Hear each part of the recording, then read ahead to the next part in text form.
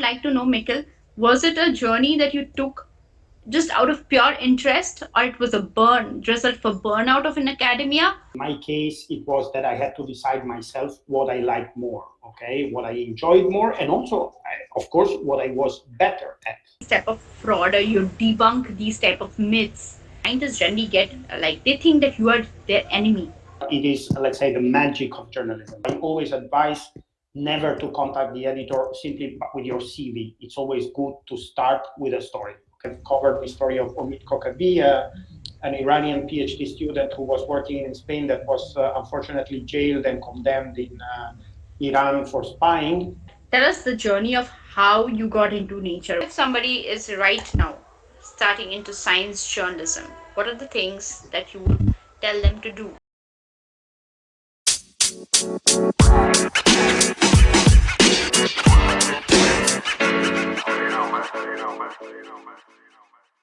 Hello, everybody, and I'm here with yet another episode of Academic Pod Chat. And for our guest today, we have Mikkel. And Michelle is a freelance journalist based in Spain. And I'm so happy to have you over here and for accepting our invitation to speak. I would always like to hear from people who have moved from academia to other avenues. And you have a very fantastic career and such an inspiring journey. So I would be really happy if Mikkel, you can introduce yourself to our guests. Mm-hmm. Great. Okay, so my name is Michele Catanzaro. I am originally Italian, but I've been living in Spain now for almost 20 years. I have a PhD in physics, and I've been working as a journalist in the last couple of decades, writing mostly on science, but not only. And also I've combined, let's say, journalism with a lot of other activities, like, I'm running a project on high quality science journalist in space, science journalism in Spain and Latin America. I joined a couple of European research projects. I'm a lecturer of science journalism at the Autonomous University of Barcelona, so quite a mix of activities. Michael, let's start with like how was you growing up? You grow up in like your childhood was in Italy, I guess. Yeah. So how was it growing up in Italy? And what was your inspiration to come to science? Mm-hmm. Okay, so yeah, I grew up in Rome. I was born and grew up in Rome, and I was a clever student, and I spent a lot of my spare time in, after school activities like learning English or swimming, etc. And maybe one important thing about, that may have influenced my trajectory is that my parents came from both humanities and science. Okay, so my mother, she was a teacher, a school teacher, and she loved history and literature, and we studied a lot together. She helped me with homework, etc. So that was one input. And my father was an engineer, so I had that other input from the world of science. And I must say that I ended up mixing those two worlds in the sense that I'm doing, a humanistic activity, which is dealing with words and writing, journalism, but on a topic that is scientific. And I must say, up to the high school, basically, I was more inclined towards literature, history, philosophy. I really loved philosophy. And then I moved to physics at the university. And I've always been on this double track somehow. Okay, Mikkel, and how was your PhD and how was the doctoral journey for you? Yeah, so maybe first of all, let me tell you about the university and then how I moved to the PhD. So, when I picked physics, one of the motivation was a bit philosophical somehow. Okay, so what I liked in physics was I was not the sort of guy that knew all the name of the stars. Okay, that is something I like now, but at that moment that was not my main drive. What I really liked in physics is the capacity of this discipline to make models of the real world, to make predictions. And so the subject that I picked for my degree thesis, because in Italy, when you finish your undergraduate studies, you really have to do, 1 year or something of real research. That resulted in papers, etc. So the topics of that thesis was complex network theory, which is in fact an area in which you use statistical physics tools to model a broad range of things, ranging from brain, ecosystems, social interactions, the structure of the internet, very different systems that can all be mapped into a network. So I think that idea of using physics as a tool to model reality and to model even topics that are usually outside the domain of science, like social interaction, etc. That was very inspiring for me. And so after that, I thought I was going to be a scientist, and so I wanted to do a PhD, and I came to Barcelona, first of all, because it's a beautiful city, and I was attracted, and I wanted to see a new place in the world, but secondly, because the author of the papers on which I had done my degree thesis was Romualdo Pastor Satorras, so I applied to work with him here in Barcelona, and that is what I did.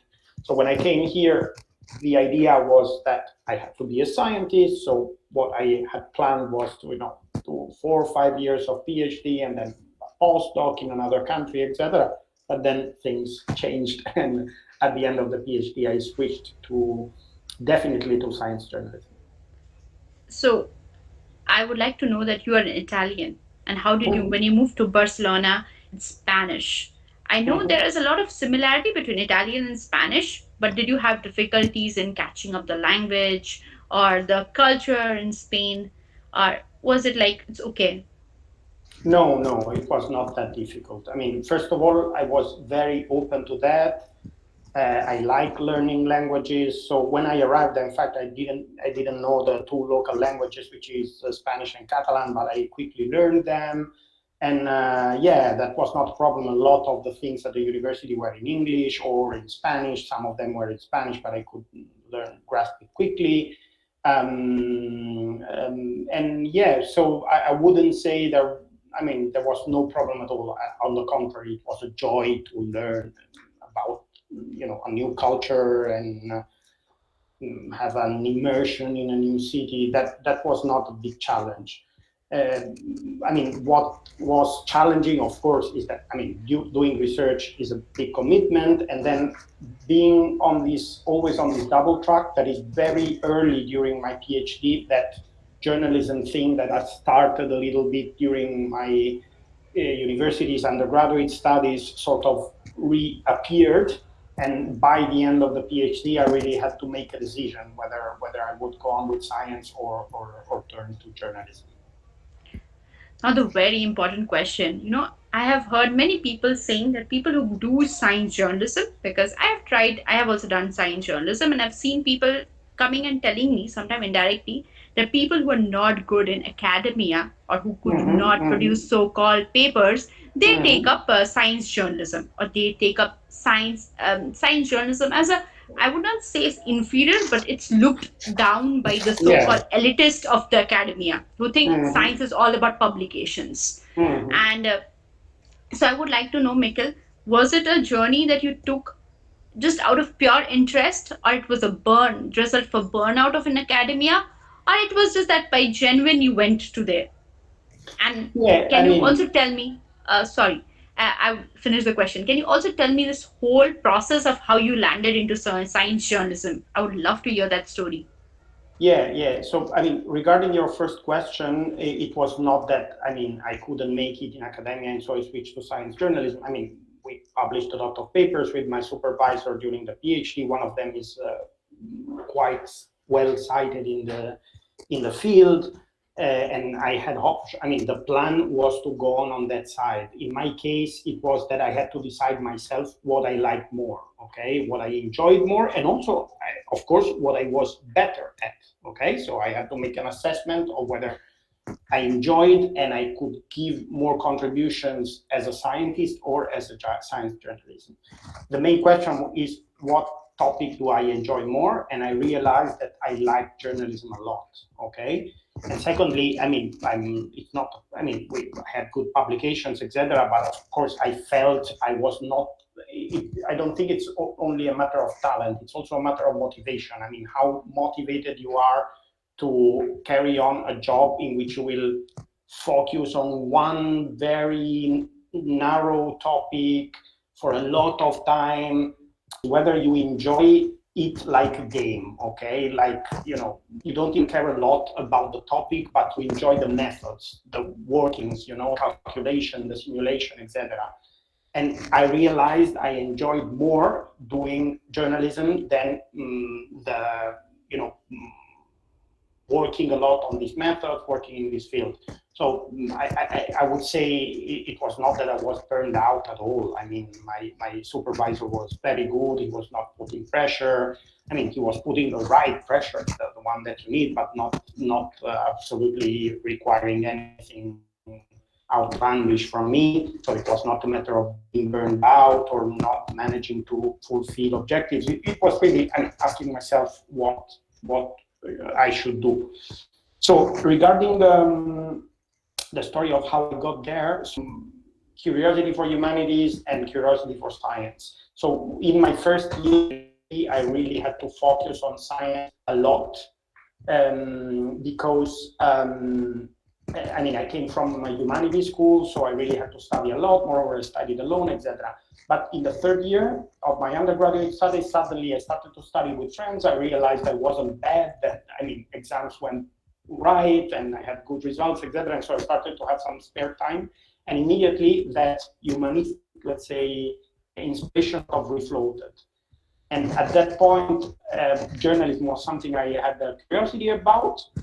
And a colleague of me who was a journalist suggested, okay, so why don't you use some of your time to write about the topic that you know about, that is science.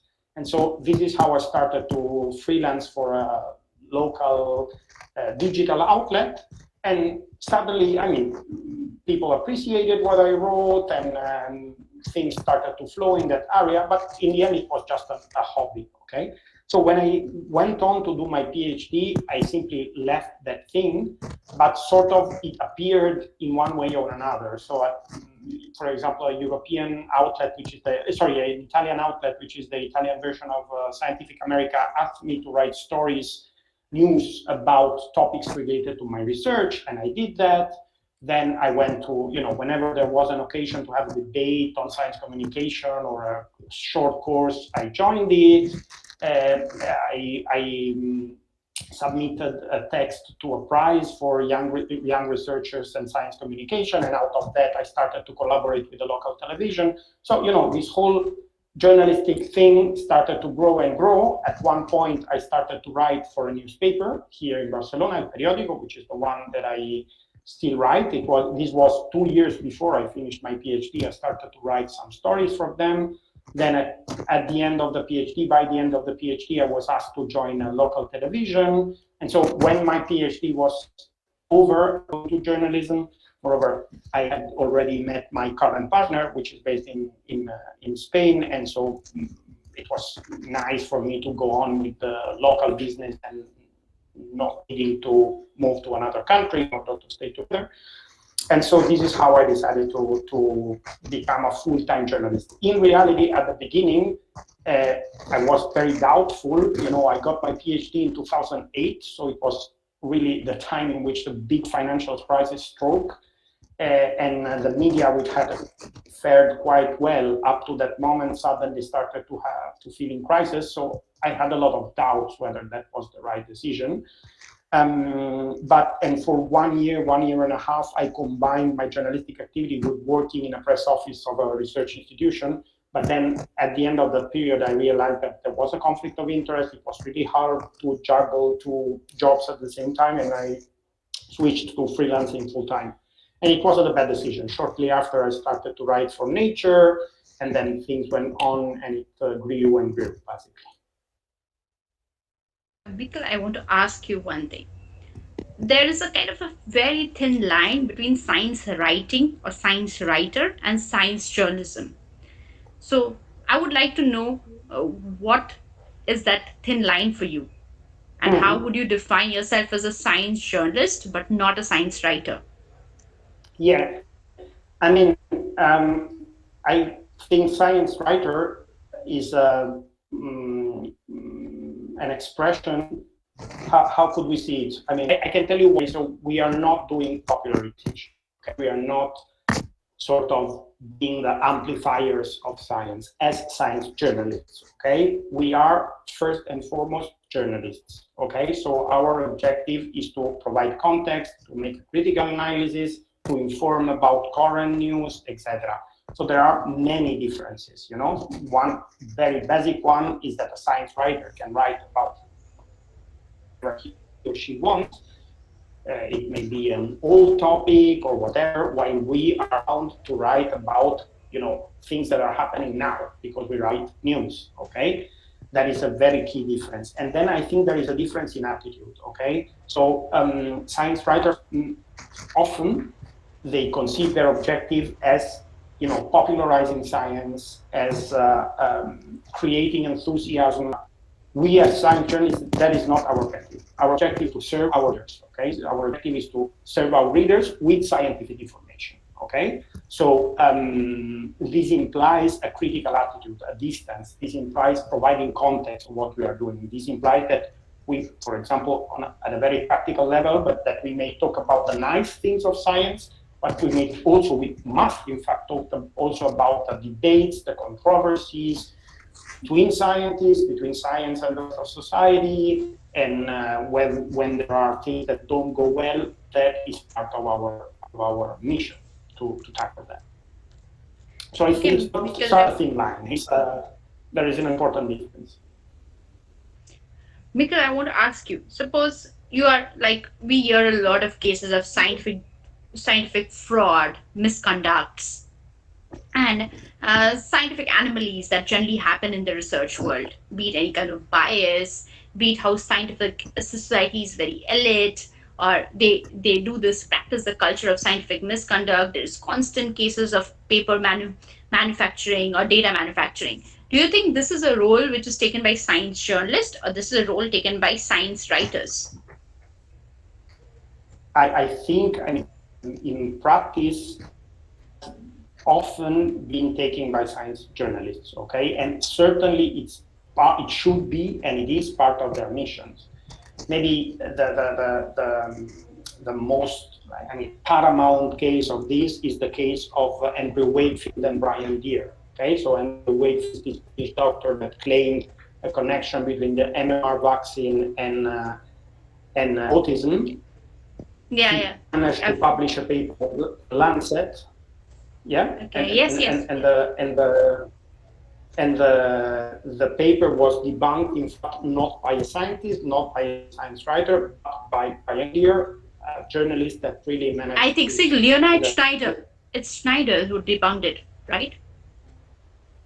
Well, not really. I mean, the journalist that really brought down the case. I mean, I think Schneider investigated further on the case, but the journalist that really, I mean, found the problems was right here. He's a journalist at that British journalist, and he published a book 1 year ago in which he tells the story. And there is also a series of articles in the British Medical Journal in which he explains in detail how he debunked the story. And it was a long investigation, I think 6 years or so, in which he little by little sort of brought down I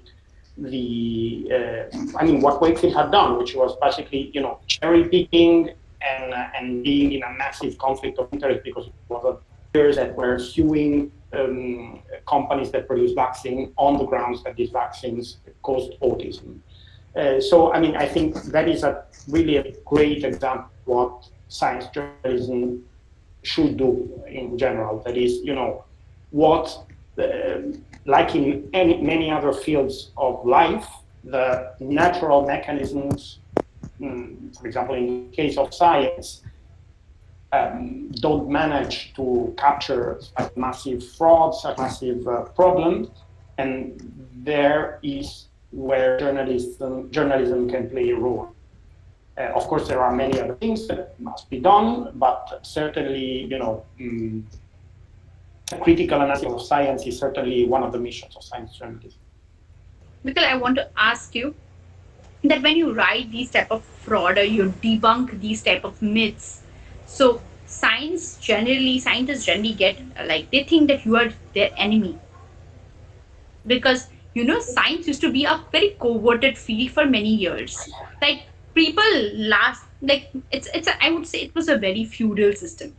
Initially people could do anything inside their own lab, and they were like literally the main hero inside the institute, and there was no laws, there's nothing. If you do a science fraud using the taxpayers money, nobody puts you to the jail. So now what has happened is, with huge scale of the science communication and science journalism coming, they are literally targeting people. Like in it, there are a lot of cases of where professors do misconduct with their students. Sometimes they do research manipulation. There is also sexual violences. Like the very famous right now, you might be hearing David Sabatini case in MIT. Like so they think like initially they could do or get away doing anything, but now right now we have journalists like you guys and really powerful people who sit and write it and they analyze all these things. Do you think that as a result the scientists have been a little bit accountable, or are they just scared of journalists that they will catch us and they'll write us, or how is this happening? Yeah, I mean, I think what's happening is when it is happening, because it doesn't happen all the time, but it is, let's say, the magic of journalism. Okay, why journalism was invented somehow, or I mean, or not, it was not invented for this, but what it has become in the last few decades, that is a tool for accountability, a tool for transparency, something that in countries where there is a democratic constitution is recognized by these constitutions as a key ingredient of democracy. So, truth dies in obscurity, and truth triumphs when there is light and you can see what is happening there. So I think in other areas like politics, economy, even culture, etc., journalism has always conceived its mission as celebrating what is important to celebrate, but also pointing the finger to things that don't go well. In science journalism, we have had a sort of historical problem. A lot of science journalism was powered by, in the after the Second World War, as a means to sort of clean up a little bit the image of science, because science had been so involved in the war, and in such horrible things like the atomic bomb, etc. So a lot of early science journalists conceived their mission as, chanting the glories of science, okay? So we have arrived to a position in which we really have a journalistic ethos later than other areas. But this is happening, of course, in science, and we are seeing the benefits. So I think it is good that people that do fraud, that do that abuse of other people, that are doing mobbing on their students, that are doing sexual abuse, etc. It is very good that they are exposed, and that the public opinion can judge, and even in some case judges can judge what is going on. So I think what is happening is that when this thing happens, which sometimes they don't, because either things are kept in secret or the journalists are not brave and clever enough to uncover the situations, or maybe their working conditions are so poor that they don't have time to carry out in-depth analysis, etc. But when this thing happens, then it happens what happens in whatever other fields, that people are held accountable, and that the public opinion sort of change their view of how things should be done. So certainly, the Me Too and all these things, they are very important. Yeah. So, Mikkel, and I there want is to ask much more to be done, of course. Mikkel, I want to ask you one thing. So since you had a PhD and then you moved to science journalism, was that beneficial, or you do not need a basic PhD? Because I don't know if there is, like, there are very few courses in the world that do science journalism as degree. And Mhm. most of the science journalists that I personally admire are people who do not have a journalism degree or do not have a PhD.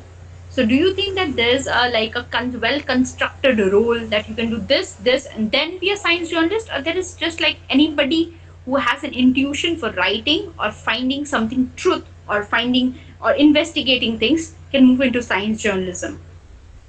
So, I mean, let me first of all mention about topic that I'm often asked about, that is whether a science journalist should be a scientist first. My answer is that it depends. Okay, so having a scientific experience is certainly helpful because you know about something, you know about certain branch of science, and also because you have seen science from within. Okay, how it works, what are the values of scientists, etc. These are important things, and they are things that you can bring with you when you move from science to science journalism. But I know many science journalists that don't have a scientific background, that they have studied journalism or literature or whatever, that with experience and with studying and with learning, etc., they get to know very deeply all these mechanisms. So it's not at all a necessary condition to have a scientific experience. Also, because there is the flip side of it. If you come from science, you are sort of part of the tribe. Okay. So, for example, in my case, my journey was a journey of taking a distance, okay, of being able to see that, also in science there are problems. I mean, of course, I love science. I was very interested, and I believe a lot of scientists are, idealistic people that want to learn about the world. But we all know that it's a human endeavor, so there are many problems there. Okay, power has a role to play, economics has a role to play, but when you are inside that world, when you are educated and socialized inside the world of science, then sometimes it becomes hard to see all these contexts. Okay, so there is also a flip side of being a scientist, that maybe if you come from outside, you don't, I mean, you spare yourself this sort of socialization that sometimes make it difficult to see the context. So that is one point. And then I think what you were asking was also whether there is a clear track to science journalism. I mean, it widely depends on the countries. So, for example, in Spain, there is even a journalism underground 4 years program. Okay, for example, I teach science journalism in the fourth year of this undergraduate program in journalism. And on the one hand, some people appreciate it because you go out from the high school and you immediately get an education of 4 years in journalism, in which you study the story of the field, you touch upon many different topics. But others say, but what do they know about? I mean, maybe they should do 2 years of whatever, economy, justice, law, science, etc., and then have a master in science journalism. For example, in journalism. That second model, for me, it would make a lot of sense, to have a basic education in one area and then specialize in journalism. Me personally, I think it is. There are other paths like journalism schools, masters, and internships. I mean, for me, internships are really a key experience. Okay, wherever you come from, either from science or journalism, being in a newsroom, in a good one, and being like thrown in the swimming pool and see whether you can swim, and how you learn to swim, that is the best thing you can do. If I had to summarize my thought, I would say that this is a sort of craftsmanship. Okay, so it's not you learn to do a chair by doing many chairs, and I think it's the same as journalism. You learn to do journalism by working a lot in it, and most importantly, by being exposed to high level journalism, both as a reader and in newsrooms. Okay. So, for example, for me, it was crucial to have this collaboration with Nature because it really set my standards very high, Yeah. and you learn a lot of practical things when in the process of working with a good newsroom. I would like to ask you, So you write generally for, I think so when you were in Italy, you used to write in Italian, and now you write in Spanish, or is it all in English? No, no, no. I write mostly in Spanish now, but I also write quite often in English for media outlets, and I write sometimes in Italian. I also have published in Germany, but with the help of a German-speaking colleague. So I would say my main languages are Spanish and English Okay, in and you learn writing. Spanish writing also after coming to Spain? Oh, that is Yeah, yeah, yeah. amazing. Yeah, yeah, yeah. So, I mean, first of all, obviously, I'm not a perfect Spanish writer. In fact, now I'm not even a perfect Italian writer anymore because, I have suffered, it's called linguistic friction because you have been exposed to so many languages that sometimes you mix and it's difficult. And also in English, I'm not perfect at all. I mean, you can see my English is not perfect at all. But first of all, I have a quality of writing that is good enough in all these languages to provide something that is readable and editable. So, for example, an editor of Nature once told me that I make different mistakes from the others, from native English speakers, but the same rate. So it doesn't give too much more job than the other. Also, when I write, it's easier because you use journalistic language. You have time to rethink about your sentences, and so usually you get a lower rate of mistakes. And in Spanish, the So, same. I mean, I learned it. I took courses. I started to write. I mean, since I had this humanistic education and I studied Latin and Greek, and I was very used to translation and to thinking about language. I think that helped me to absorb new languages. Michael, I would like to say that you started your career some 10 years back. Like you finished 2018, like almost a decade into Uh, science. no, no, no, no. I To finished my PhD 2008. 2008. Yes, yes. Eight. So it's like almost a decade. So Mhm. I would like to ask you that being a freelancer, how is this process? I think so. This process of constantly writing pitch and then getting the article or pitch writing. I would ask you, and this is one thing, one process that you have to constantly Mhm. do. You have to constantly get in touch with the editor, get your pitch done, and then you get the article. So how do you process this whole thing? Well, I mean, at the beginning is a little bit like hunting. Okay, so you have a story and you read a lot of outlets and you realize this story would be good for this outlet. Then I contact the editor, etc. So, for example, I always advise never to contact the editor simply with your CV. It's always good to start with a story. Okay, to tell, hey, I would like to write for you because I have this story that I really believe would be good for your outlet. That is the serious way of doing it. Okay, and so maybe 9 out of 10 tries will go wrong and people will not answer or simply say I'm not interested. But I mean, that is the way of doing it. So at the beginning it's a bit, it's challenging because it's the first time, but then when you sort of become an expert in an area. Okay, so for example, for Nature, I started writing in 2009 when the financial crisis was striking Spain, and they were very interested. Spain had increased more than doubled its science budgets in the decade before, and there was this idea that Spain was living a new silver age, and a lot of people were going there. For example, me myself, I went to Spain to do my PhD because there were plenty of opportunities. Then the crisis came, and things started to go very wrong. So there was a 40% budget cut in the following years. And so I started writing one story on this, but then I became the expert for Nature on the topic. So whenever something happened, either I could pitch that story or they called me and told me, hey, look, I've seen this news. What do you think about it? And I sort of became their reference on science policy.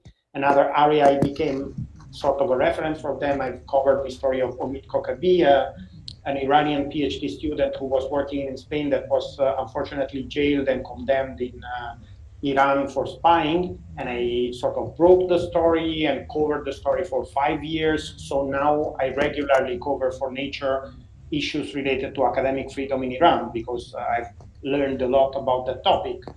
And the same happens for El Periódico, which is my local newspaper in Spain. At the beginning, basically, I started to send one story from time to time, and they were open to collaborations and they liked how I wrote, and then it became more and more serious. And now I have a freelance contract, let's say, that is there is an agreement on how many stories I should file each month and how much I get in exchange, etc. So, I mean, a nice thing about it is that you can really see many different things. You are not bound to, the everyday routine of a newsroom. I've written for, from Algorithm Watch to Süddeutsche Zeitung to The Guardian, many different experience. I've also had time to do things that are not strictly journalistic, like, research projects in communication and other things. The bad side of it at this time is that, especially in Southern Europe, you don't get paid much. Yeah, So, yeah, that's why yeah, I was going to go yeah, there. They don't pay you well. yeah. I mean, you have to target media ecosystems that are in good health, like, the English-speaking ecosystems or the German-speaking ecosystem, because there are still outlets that are very healthy and that have a very nice treatment with their journalists, etc. But for example, the Spanish-speaking ecosystem is quite immature, or throughout the world, in fact, and so you don't have a critical mass of media outlet. You don't have many specialized outlets, which are something interesting for starting, because I mean, you don't get to the big newspaper the first time you start to write. Maybe you start with a specialized magazine. Before writing for Nature, I wrote for Physics World, for example, for some time. So you have to target those ecosystems. But in general, for example, in my case, since I live in Spain and main outlets I write for in Spain, there is always this dilemma whether being on staff would free you from all these other commitments and allow you to focus on one topic and analyze it in depth without any other distraction. That is an issue. Yeah, absolutely. I want to ask you that tell us the journey of how you got into nature. Was it like one article you pitched and it was like, wow, it's great, let's have it for nature? How was this process of getting yourself like you are now one of the person people nature gets into? I've seen quite of many articles of you in nature, so I would like to know this journey of you. Mhm. Well, first of all, let me tell you that working with nature is great, really. I mean, the standards are very high. Your articles get edited, sub-edited. So really, when they go out, you're really happy about them. And you have editors that are very good. From time to time, I must say, I've also written from science, and I must say that the experience is similar in that part. You have these editors that really make hard questions, that challenge your work, and this helps a lot because it improves what your work. I could name a bunch of occasions in which a key question from the editor changed the whole perspective on the article, how it was, the whole angle, let's say, of the story, the whole angle of the story. So first, that is the first thing I would like to mention. So I'm very happy of having the opportunity. So how I did it? So basically, first of all, I had already had written for media, English media outlets in English, in particular for Physics World, which is something that was a bit by chance because I was a physicist. I was looking for collaborations. I went to a book fair and there was a stand by Physics World, and I left my CV, and then they contacted me later. So I mean, so when I approached Nature, they could read things that I wrote before, okay, and could see that it was good quality. Secondly, I approached them initially precisely to ask for an internship because I had been annoyed by a story I didn't like. I mean, a bad experience with a media outlet in Spain, and so I wanted to change environment for some time. And I said, okay, why don't not going to London for some months doing an internship? And they replied to telling me, you are too senior for an internship, but we are interested in you as a freelance because of this whole issue of Spain cutting down its budget. So I write a first story for them, which was very well reported. I delved into the numbers of the Spanish budget. So, I mean, I think they never told me explicitly, but I think they appreciated my job. And from then on, either I pitched stories or they contacted me when they saw something that was related to Spain, sometimes to Latin America also. Then came this very big, important story of Omid Kokabi, which is a story I found because I knew the guy. I mean, when I was working at that research institute as a press officer, I knew him. And so through social networks, I realized that people were saying, okay, this guy has gone to Iran and has not come back. What's happening, etc. And so I broke the story. I found he had been jailed, and I followed up, and I managed to, yeah, pin down what were the causes. I also had a published exclusively an open letter by him. And so I think that was an important story. I mean, in the end, he was released, uh, maybe not thanks to our work, but maybe that was part of the reasons why he was released. And so, yeah, I think in time they have come to realize, the editors have come to realize that they can trust. And then in the last couple of years, Nature has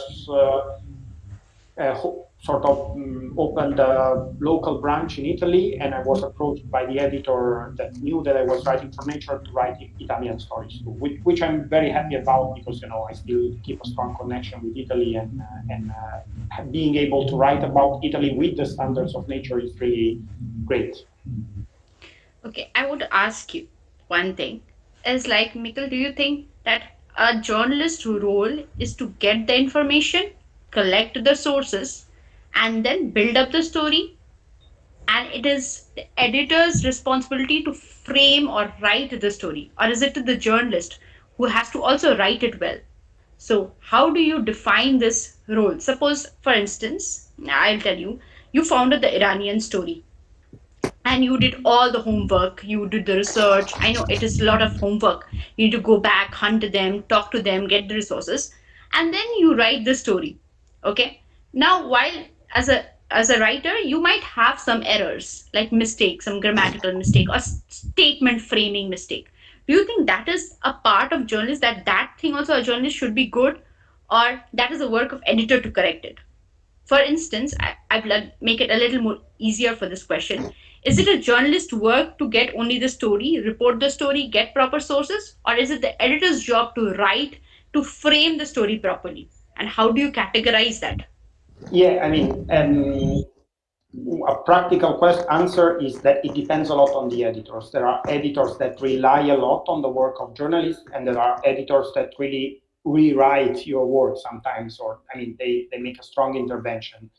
I think the best is in the middle. That is, if you find an editor that doesn't say anything on your work, that is very bad because I mean, it can happen because you are very good and because the work is very well done, but it's always, I mean, when a second pair of eyes look at your work, there are always sentences that they don't understand. There are always things that you are given for granted that are not granted. And so, I mean, if you don't receive any feedback, it's sort of strange. A good Yeah, it's strange. editor, I would say, is the one that makes good questions. So not the Okay. one that rewrites or sort of reframes your story or manipulate it or whatever. It's the one that reads your story, asks you two, three key questions in which, or even more, and sometimes this question can completely break down the way you've seen this thing. Yeah, the perspective. So Yeah, I the understand. perspective, yeah, a good editor must be really a very intelligent person. I mean, somebody that is able to scan your text and identify all these things that you are given for granted. So in practice, for example, what happens in Nature is that you get, first of all, you file your story already with a fact-checking file. So in part of the fact-checking job, I mean, the essential part of fact-checking job is done by the reporter. Then the editor makes a question and you reply. Then it goes to sub-editors, which you usually don't even know who they are. They don't know anything about the story, so they look at it with a completely fresh eyes and come back with more questions. You reply to those, then it goes back to the editor, and this can be iterated even more times if needed. Okay, usually it goes to the sub-editors once, but if it's a very sensitive story, it may go even more. And so I think throughout this process, of course, there is a strong contribution from the editorial team on your story, but usually the general outlook is discussed in advance. it guides your reporting. Okay, so you make a pitch, you get a reply, and you sort of agree on what is the general outlook. Then, of course, things can go in a very different way, and you discuss it again with your editor. So through the process of the writing, you have this constant feedback with your editor. That I mean, I would say it's a shared job. Of course, it's a shared yeah, work. Mm. And you must both feel equal, I think. You should not feel the editor is superior or higher to you. I think it's a perfect work of a collaboration. It should look like a collaborative effort. Yes, but on in some aspects, the editor has the last word, okay? Yeah, Because yeah, they are in an yeah. editorial position and they have the sort of final cut on your job, Cut, yeah, okay? yeah, yeah. Yeah, so there are, I mean, of course, there is ethics. If they write something in your text that is signed by you, that is wrong, and that is against your will, that is not the usual situation. You have to acknowledge the fact that editors usually are much more experienced. They have a responsibility positions. They are accountable to the directors and to the company about what they write. So of course, I mean, you have to respect Yeah, yeah. The their final thing say. position. Yeah, yeah, yeah, yeah. But on the other hand, you are sort of the expert in the field. So usually, good editors respect you on in turn. Let's say. Okay, Mikkel, I want to ask you one more thing. Is like, do you think what are some very good internships for children or students in Europe or people in freshers that you would advise that these are places, especially English media outlets? Because I would ask you that where can people look for internships? Okay, now I mean I've not looked into the topic for some time because now I'm already beyond that phase. But I remember there were internships when I got interested in it. There were internships at Nature Science in Washington. I don't know whether also in Europe they provide an internship. I guess science only in the US. But for example, The Economist has a good one. I think Wired had a good one. Maybe New Scientist had. So in science journalism, these are the ones that I would target. And And you I can don't just know. write to them and say that if there are internship positions available for them. And these will be a Well, pretty good exposure. first I would check whether they offer things on their websites, and then there are also channels, you know, Twitter accounts or whatever, where these internships are collected. I think I think some years ago, a reporter even listed them. So maybe if you Google science journalism internship, you would be able to find a not updated list. Okay. If Okay. you don't find anything, I would still advise to write and ask, do you offer internships? Okay. Okay. And Okay. I think that is a great experience because you really are thrown into the real world of a newsroom. Okay. So you can realize whether you like it or not, whether you are in a position to give a contribution or not. And moreover, especially if you're going to be a freelance, I mean, I would say most of the times you don't get hired, although maybe if a position is opened later on, the fact that they know you and that they know how you work, etc., may help, even if it's an open position. I mean, because they have a better intuition of your abilities. But even if that is not the case and you go on being a freelancer, still you have established a company, okay? And so Mikkel, I there would are, ask you, as a yeah. writer, do you go through this something called this writing block? Block, like you, I just can't make sentences, or like you just know it in your head, but you find difficulty in writing or constructing. No, I never had that experience. What I think the most common thing for me is having collected so much material that it becomes a very challenging task to reduce it, Okay. sort of summarize it in the space that you have. So, for example, when I do long investigations, now I've been doing a series of long investigations together with a colleague in Germany and one in Denmark on the price of drugs, of innovative drugs.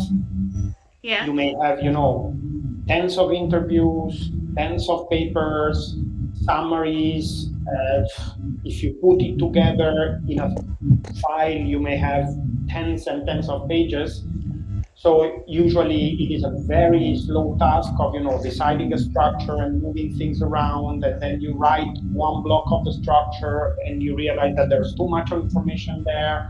And then when you write, maybe you realize that this block should go somewhere else. So that is the sort of process that is Okay. challenging. But Like you have so much of resources that to put it down it becomes difficult. Yeah. yes, And I would also ask you, since being a journalist, is it a continuous process to read? Do you read as much as you write? I mean, ideally, yes. That is what I would like to do. The practice, and that is what is strongly advised, because you learn by, as I said before, by reading and by doing. Okay. So, for example, I'm always trying to find ways to read things that are really good. Okay. Not only in terms of, that the information is important and relevant, but also that they are very well worked. I mean, the project I lead, this project on excellence in Spanish science journalism, is devoted precisely to that, to have a database of very well written science journalism. And now we have over 200 pieces. The project is called Percientex, which means excellent science journalism. And we also organize a meeting in which we invite 3 or 4 of the journalists to discuss how they build the story. And that is absolutely crucial. And especially if one is starting, in order to sort of absorb the ethos and the style and the objectives, it is essential. Being exposed to that, being inspired by other people's work is crucial. Then there is the real world, which is you're a freelance, you have to produce a lot, and sometimes the day finishes and you haven't had time not even to read the newspaper you write for.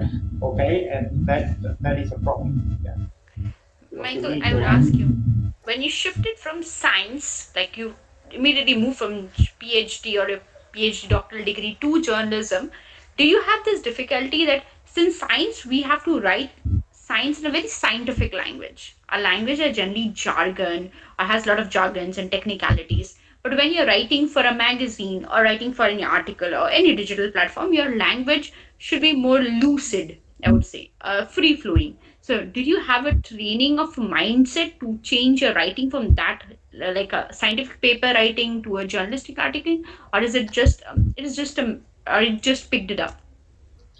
Well, I think that what you are mentioning is precisely the area in which science journalists and science writers have more in common. Okay, that is, we both use this new tool, which is transcodification, maybe, moving from one code to another. And this is something I enjoy a lot. That is, even if it's not maybe the core business of science journalism, it is an essential tool, and it's what you are doing most of the time. So, taking an interview that is technical and complex, or taking a paper and really trying to boil it down to how you would tell it to your friends or your family or whatever. And so, absolutely, that is what we are doing most of the time. Okay, and how I learned it once again by doing, by reading, by being inspired by other people, and reading, learning the style. For example, I like a lot when people find very clear but rigorous ways of boiling down a complex scientific thing into a simple sentence. Okay, and I think maybe because of this humanistic education and having also read a lot of literature when I was a student, etc., it sort of became natural to develop a whole bunch of techniques. So, for example, now from time to time I'm required to give a workshop on this, and I have a whole bunch of advice of okay, how do you structure your text, how you divide it into pieces, and with whom on the sentences, what are the sort of sentences that work and don't work, what are the words that work and don't work, what are the things that you should avoid, the things that you should look for, etc. So once again, it's sort of a trap. You at one point you realize that this sentence is very difficult and that you need to translate it somehow. Of So it course, is I a mean, constant. It's a constant. You have learned it probably constantly with working, with doing and interning and writing, and there is no like no late protocol that you or late structure that through this way you do it, right? I mean, there are university courses devoted only to that, and workshops devoted only to that. And I'm sure there are also paradigms. For example, a very famous traditional one is this inverted pyramid paradigm.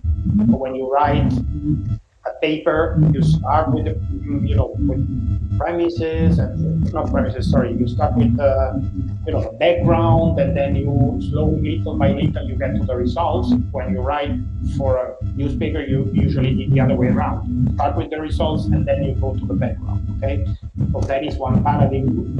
And I mean, I would say most of the people that teach these things would share a lot of advice. But then doing it, it's not that you learn it by doing the course. You learn it by doing it again and again and again, and having interaction with the editors that tell you this sentence doesn't work, this title doesn't work, and you need to rework it. And then by doing it again and again, you sort of your brain starts to do it automatically. Okay. Okay. Uh, Michael, I'll ask you: do you miss Roman like pizzas and Roman, or do you fine with the tampas of Barcelona and Spain? Well, no, I mean, as a professional and also in part as a human person, I was sort of reborn here. So I started to work, I found my partner, etc. So I love Rome, and I go back to it, and I speak Italian with my children. Going back to it, I mean, going back to live in Rome would mean restarting from the beginning, and moreover in a city that is a bit harder than Barcelona. Barcelona is very uh, It's comfortable, you know. yeah, it's Yeah. cosmopolitan and it's a very bubbling city in Spain. Yeah, and services are very good, and while Rome is a bit of a hard, it's beautiful, it's amazingly beautiful, but it's a bit of a harder city to live. Okay, Yeah. I must say there's plenty of Italian here, so you can find a good pizza here as well. Um, I would say it's not a sense of missing Italy. It's the sense of I bring it with myself. I bring it with myself within myself, the Italian culture, the education, certain ways of looking at things that, moreover, people appreciate a lot here because it's different from what you would get from anybody else.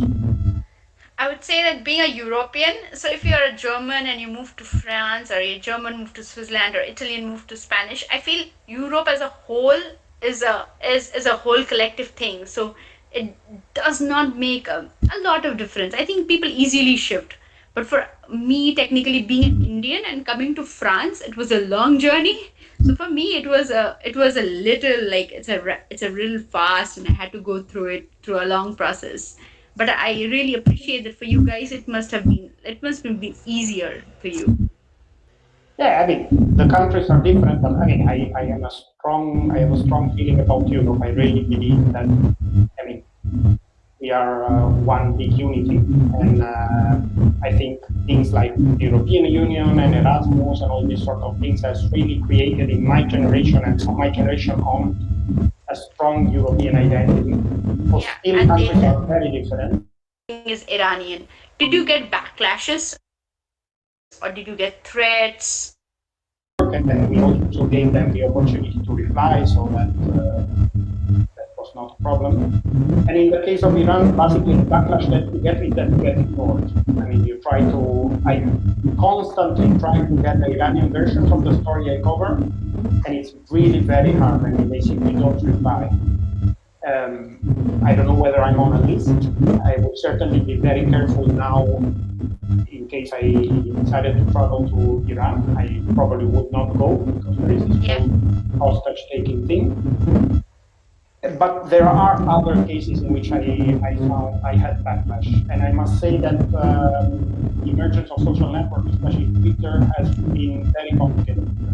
I had a couple of stories in which I exposed things related to the local government here in Catalonia, and it suddenly got coupled with politics, and it got hundreds of insults on Twitter, and I mean you have to bear it and And what do you do? process Do you it. take it like you just ignore it, or you're like, okay, I mean, I don't engage with trolls, so I usually use social networks to provide the facts, and I don't engage with battles.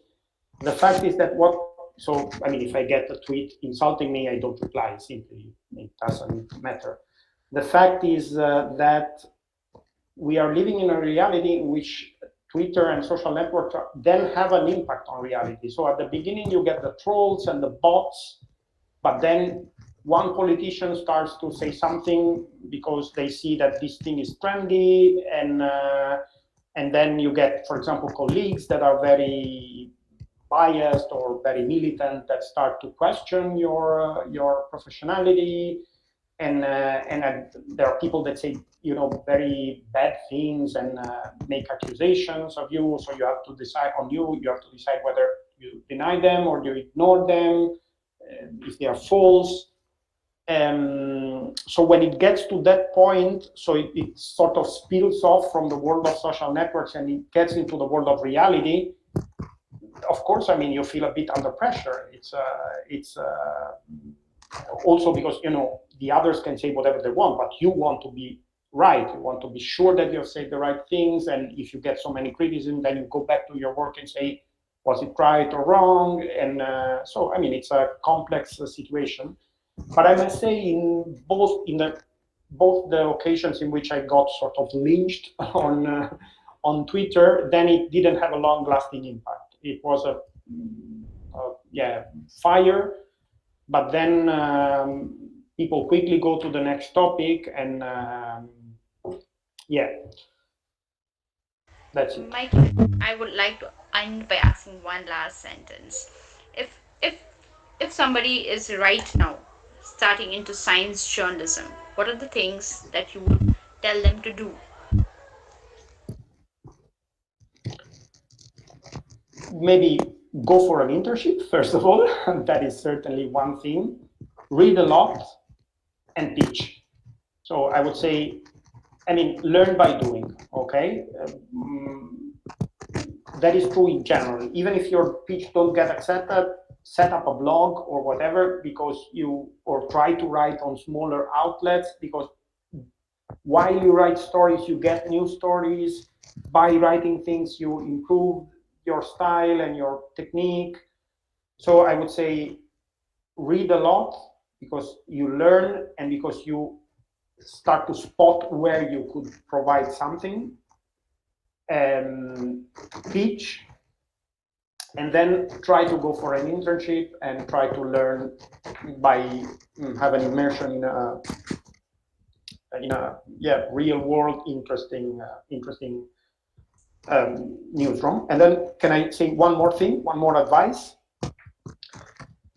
You have to strike a balance, I think, between being flexible. So, for example, being ready to write about many different topics, but also picking one, two, or three topics in which you are really expert about, and picking topics that have long legs, okay? So that will last for a lot of time, that are not just trendy at the moment, but that can bring you new stories for many, many years. So, for example, in my case, I was very versatile, and now I think I need to focus. I need to really focus on a series of topics in which I really know about, okay? So that is an important balance. Thank you very much, Michael, for your time and for your patience. It was really wonderful talking to you. And I wish you all the best for all your professional endeavors. May you enjoy Barcelona and have a really good time. And Thanks for your questions. I really enjoyed it a lot. thank you so much. Hope you loved the episode. Subscribe to our show and see you next Saturday.